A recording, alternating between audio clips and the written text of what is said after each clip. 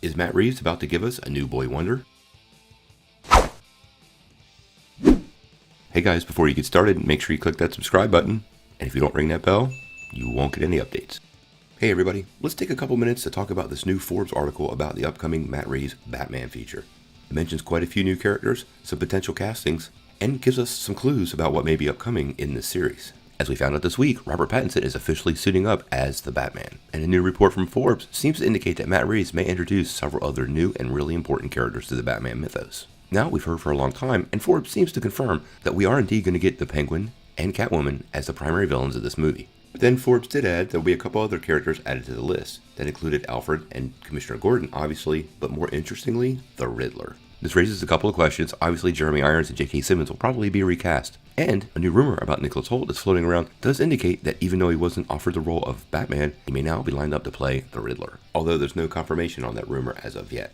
The report does continue on to make some other pretty interesting points. Now, if you've been listening to Matt Reeves, we know that this new story is going to be about Batman in the prime of his career. And is there any other character that's more important to that central core part of Batman's career than Robin? And Forbes seems to indicate that Matt Reeves may include him in the movie. It's been a long time since we've actually had a Robin on the big screen, going all the way back to 1997 with Chris O'Donnell. Now, we do have a great version of Robin right now, actually two, on Titans, in Brenton Thwaites and Curran Waters, who play Dick Grayson and Jason Todd. But to me, the quintessential has always been Burt Ward. I mean, come on.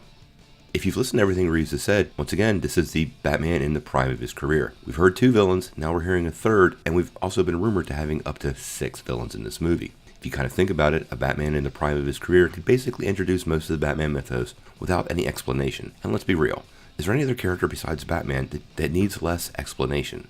To me, a Batman movie could simply start out with the Batmobile pulling up, Batman and Robin jumping out of the car, and duking it out with 1, 2, or more classic Batman villains. Nobody needs to explain anything. Nobody needs a backstory. All superhero fans have the full backstory, and about 90% of the population knows why Batman is Batman. One of the other things about this we should consider, that a Batman in the prime of his career needs a Robin.